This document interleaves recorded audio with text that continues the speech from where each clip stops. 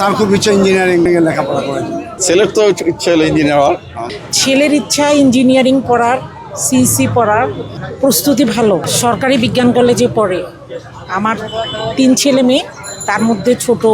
আমার বাসা নটেরডেম কলেজের কাছে, তো সেই জন্য আমি নটেরডেমের স্যারদের কাছেই পড়িয়েছি, ওখানেই পরীক্ষা দিয়ে আসছি মডেল টেস্টগুলো।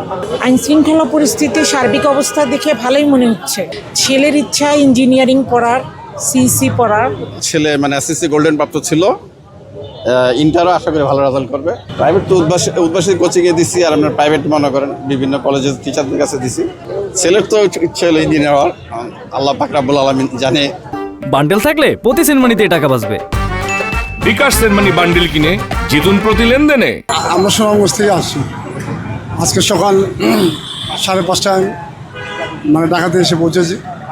তারপর আমার ছেলেকে নিয়ে বাংলা কলেজে আসি, ছেলে বিজ্ঞান কলেজে আছে। আর যানজট তো কিছু থাকবেই ঢাকা শহরে, তবে খুব সুন্দরভাবে আমরা এসে মানে কি দেখো যে পরীক্ষা হলে পৌঁছেছি।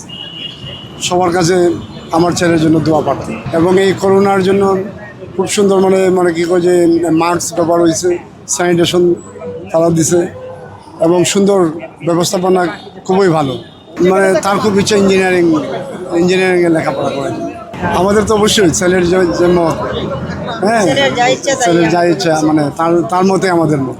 আমাদের সন্তান লেখাপড়া করেছে, আমরা সেইভাবেই তাকে গাইড করেছি। পরিবেশ পরিস্থিতি সবসময় অনুকূল প্রতিকূল এগুলো থাকবেই, সবসময় অনুকূল থাকবে না, সবসময় প্রতিকূলও থাকবে না। তো এইগুলো নিয়েই জীবন। তো এর ভিতরে এটাও তাদের জন্য একটা লার্নিং, যে জীবনে সবসময় কখনো একভাবে থাকবে না, এটা কখনো চেঞ্জ হয়, এটা উত্থান পতন থাকবেই। সবসময় ভালো সময় থাকে না, সবসময় একভাবে যায় না। কাজেই নিশ্চয়ই তারা ভালো কিছু করবে। নিজের প্রত্যয় যদি লক্ষ্য অটুট থাকে, তাহলে যে কোনো পরিস্থিতি এগিয়ে যাওয়া যায়। সো বাইরের জগৎ নিয়ে খুব বেশি চিন্তা করা দরকার নেই। নিজের লক্ষ্যটা যদি ঠিক থাকে, তাহলে আশা করি এগিয়ে যাওয়া সম্ভব। তো আমরা সেইভাবেই আমাদের সন্তানকে শিখিয়েছি, এবং ওরা চেষ্টা করেছে সবসময় টেবিলকেই ধরে রাখতে। বাইরে তাদের খুব একটা সংযোগ ওইভাবে নেই, তারা পড়াশোনাকেই প্রাধান্য দিয়েছে। এখন আপনাদের সবার আশীর্বাদে, উপরওয়ালার আশীর্বাদে আমরা সেই ভালো রেজাল্টের অপেক্ষায় আছি। দেখা যাক কী হয়। সামনের গেটটাকে পার হোক, তারপরে দেখা যাক কী হয়। কারণ অনেক কিছুই হয়তো জীবনে লক্ষ্য থাকে, হ্যাঁ, সেটা হয়তো অনেক কিছু হয়ে যায়। এখন আগে সামনের গেটটা পার হোক, আপাতত এটাই চ্যালেঞ্জ।